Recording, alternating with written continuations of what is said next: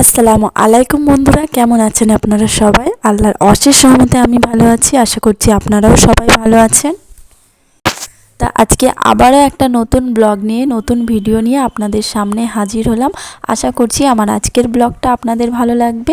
আর যদি ভালো লেগে যায় অবশ্যই একটা লাইক করবেন, সুন্দর সুন্দর কমেন্ট করবেন আর আমার পাশে থাকবেন। আর যারা নতুন আমার চ্যানেলটিকে সাবস্ক্রাইব করে নেবেন এবং আমার পাশে থাকবেন। তো সকালবেলায় ওদিকে দেখতে পাচ্ছেন মশারিটা টাঙানো আছে, কারণ বাবাই আর আপনাদের দাদাভাই এখনও ঘুমাচ্ছে। এখন বাজে সকাল প্রায় 6টা বেজে গেছে। তো বাবাইকে এদিকে ডাকছিলাম যে উঠে পড়ার জন্য, কারণ ওর 7টা থেকে পড়া আছে। তো ওকে ডাকছি, ও তো উঠতেই চাইছে না।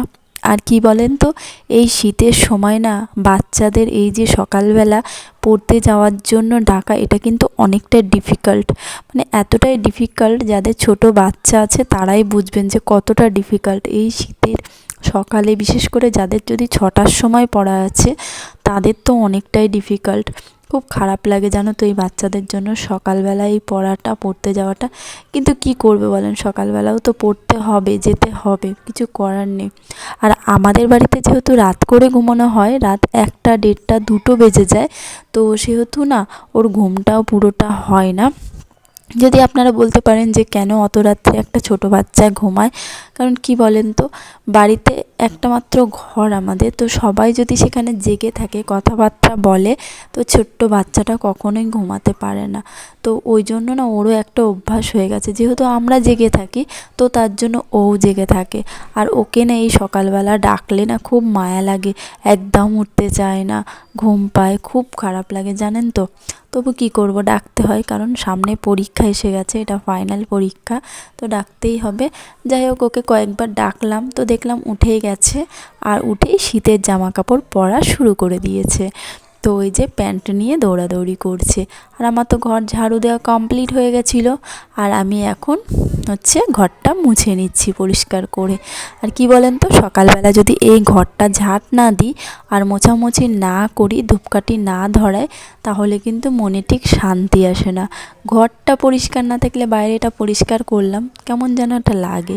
তো যাই হোক, উপরে বিছানায় শুয়ে থাকে, তাও আমি নিচে ঘরটা পরিষ্কার করে ঝাড় দিয়ে মুছে নিই, কারণ ঘর পরিষ্কার না থাকলে ভালো লাগে না।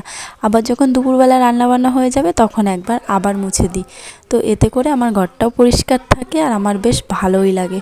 তো দেখবেন চারিদিকে পরিষ্কার পরিচ্ছন্ন পরিপাটি থাকলে দেখবেন মনটাও ভালো লাগে আর খুব শান্তি, একটা পজিটিভিটি কাজ করে, খুব ভালো লাগবে। তো এইভাবে পরিপাটি করে গুছিয়ে একটার পর একটা কাজ করলে কাজগুলোও এগিয়ে যায় আর আমাদের অতটা মানসিক বিধ্বস্ত লাগে না, আর খুব ভালো লাগে। তো ঘরটা মুছে নিয়েছিলাম আমি, মুছে নিয়ে এখন চলে এলাম উঠান ঝাড় দিতে। আর এই উঠান ঝাড় দেওয়ার ঝাঁটাটা না বড্ড ছোটো হয়ে গেছে। আর বড় ঝাঁটা আমি একটা কিনে এনেছি, কিন্তু বড় ঝাঁটাটা না সেরকম শক্ত না যে ঝাড় দেবো, একটু হালকা কাঠিটা একটু নরম টাইপের। তো ওটা মনে হচ্ছে যেন ঘর ঝাড় দেওয়ার ঝাঁটা।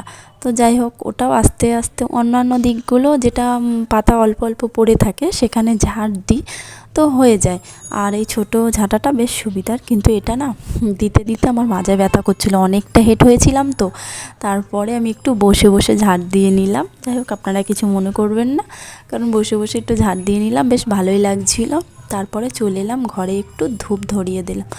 তারপরে এখানে খাট বিছানা বেড কভারগুলো আমি তুলে দিয়েছি, কারণ বেড কভারটা নোংরা হয়েছে। দুটো বেড কভারই আমি কেচে দেবো, আর আমার তো দুটোই বেড কভার, তো বেড কভার দুটো আমি কেচে দেবো। আর এখানে একটা বিছানা আমি বিছিয়ে নিয়েছি। আর খাটের উপরে একদম খালি থাকলে তো ভালো দেখায় না, তাই না? আর সকালবেলা আমি করে নিয়েছিলাম, একটু চা করে নিয়েছিলাম আর একটু পাউরুটি ঘি দিয়ে ভেজে নিয়েছিলাম। আর এই সকালবেলা না চা দিয়ে এই পাউরুটি টোস্টটা খেতে কিন্তু দারুণ লাগে। তো সকালবেলা এটাই আমাদের টিফিন হয়ে গেছিলো আজকে। আর বাবার জন্য একটু ঘি দিয়ে ডিম দিয়ে একটু ভাত ভাজা করে দিয়েছিলাম, তো ও বেশ ভালোভাবে খেয়ে নিয়েছিল। তারপরে বাবাই তো স্কুলে চলে গেল আর আমিও চলে এলাম সবজি নিয়ে। তো আজকে সবজির মধ্যে ছিল মূলো শাক ছিল, একসঙ্গে আলু ছিল। আর আগের দিনকে না আপনাদের দাদাভাই একটু মাংস এনেছিল, তো যেখান থেকে এনেছিল সেই মাংসটা ফ্রিজে ছিল। তো মাংসটা যখন রান্না করলাম আমি ঠিক বুঝতে পারছিলাম না, কিন্তু খাওয়ার সময় না মাংসটা গন্ধ লাগলো, তো সেইভাবে কেউ খেতে পারেনি। তারপরে সেটা মনে হয় দোকানদারকে আপনাদের দাদাভাই বলেছে হয়তো, উনি আবার একটু মাংস পাঠিয়েছে, অল্প করেই পাঠিয়েছে। তো সেই মাংসটা আলু দিয়ে একটু ঝোল করব, আর এই মূলো শাকটা ভাজা করব। আর হচ্ছে সকালবেলা আমাদের বাড়ির সামনে রাস্তা দিয়ে পুঁটি মাছ যাচ্ছিল, খুব ইচ্ছে করলো একটু পুঁটি মাছ নিতে, কিন্তু পুঁটি মাছ নেব বিশ্বাস করেন সকালবেলা না টাকা পয়সা কিছুই ছিল না। তারপরে আমার নন্দাই মানে দিদির বর সবজির ব্যবসা করে, তো উনি এখান দিয়ে যাচ্ছিলেন, তো ওনার কাছ থেকে আমি 30 টাকা ধার নিলাম সকালবেলা, নিয়ে সেই পুঁটি মাছ কটা কিনলাম। আর ওই পুঁটি মাছ কটা এখন ভাজা করে নেব, আর হচ্ছে মুরগির মাংসটা রান্না করব, আর একটু মূলো শাক ভাজা করব। তো এই দিয়েই আমাদের দুপুরবেলা হয়ে যাবে। তো এই মধ্যবিত্ত সংসারে এইভাবেই কোনো রকমভাবে চালাতে হয়, আর একটু বুদ্ধি খাটিয়ে করলে না সব কিছু ঠিকই হয়ে যায়। কারণ মূলো শাকটা ফেলে দেবো পাতাটা, আর মূলো শাকটা দেখবেন আপনারা ভেজে খাবেন ভাতের সঙ্গে, গরম ভাতে বেশ দারুণ লাগে। আর পুঁটি মাছটাও আমি অল্প করে নিয়েছিলাম, কারণ অল্প করে নিয়েছিলাম, অল্প অল্প করে হয়ে যাবে, বেশি নিলে তো এই তো ইনকাম, তার উপরে যদি বেশি বেশি করে করি, তো একটু চেষ্টা করি সঞ্চয় করে চলার। তো পুঁটি মাছগুলো নিয়ে নিলাম, এখানে পুঁটি মাছগুলো আমি এখন বেছে নিচ্ছি। আর এই যে ছোটো ছোটো মাছ কাটাটা, এটা কিন্তু অনেকটা বিরক্ত লাগে, আমার তো একদম ভালো লাগে না। যাই হোক, আজকে অফিস ছুটি আছে বলে নিশ্চিন্তে বসে বসে মাছ কটা বেছে নিচ্ছি। অফিস ছুটি থাকলে কি হবে, আমি যে জুয়েলারি বক্স করি সেই বক্স কিন্তু আর্জেন্ট আছে, এমার্জেন্সি, তো সেটা একটা চাপ আছে আমার উপরে, প্রেশার আছে। তাও মাছ কটা নিয়েছি যখন বেছে নিতে হবে, তো মাছগুলো এখানে বসে বসে বেছে নিচ্ছিলাম। আর এখন আমার বাছা কোটা সব কিছু কমপ্লিট হয়ে গেছে। আর এই যে দেখতে পাচ্ছেন মাংস অল্প একটু আছে, আলু কেটে নিয়েছি, পেঁয়াজ কেটে নিয়েছি, লঙ্কা কেটে নিয়েছি, আর এখানে আদা কেটে নিয়েছি। আর আজকে যে চিকেন রান্না করব, রসুনটা নেই, দোকানে গেলাম রসুন আনতে কিন্তু পেলাম না। তারপর আমার জায়ের কাছেও জিজ্ঞাসা করেছিলাম, সেখানেও পেলাম না। কি করব, আজকে শুধু আদা দিয়ে চিকেন রান্না করব। আর আমরাই তো খাবো, ঘরের মানুষ, এখানে তো কোনো আত্মীয় স্বজন আসছে না। তো এখানে মূলো শাকটাও বেছে নিয়েছি, আর এখন মূলো শাকটা আমি সিদ্ধ করে নেবো। আর এদিকে ওভেনে ভাত বসিয়ে দিয়েছি, আর এখানে আমি শাকটা আমার সিদ্ধ হয়ে গেছে, তো শাকটা এখন আমি ভাজা করে নেব। আর জানেন তো অনেক দিন ধরে ইচ্ছে আছে যে শীত পড়ে গেছে, একটু মাটি নিয়ে এসে উনুন তৈরি করে উনানে রান্না করব। কিন্তু না, সেটা হয়ে উঠছে না, মাটি আনতে পারছি না, পেটটা একটু ব্যথা ব্যথা করছে সাইডে। যাই হোক, নিয়ে আসবো, মাটি উনুন তৈরি করব, আপনাদের সঙ্গে অবশ্যই শেয়ার করব। তো এখানে আপনাদের সঙ্গে কথা বলতে বলতে আমার কিন্তু রান্নাটাও হয়ে গেছে। আমি এখানে রান্না করে নিলাম, মূলো শাক ভাজা করে নিলাম, আর এখানে মাংসটাও আমার হয়ে গেছে। তো এদিকে আমি মাছগুলো ভাজা করে নিচ্ছি, রান্নাবান্না আমার কমপ্লিট।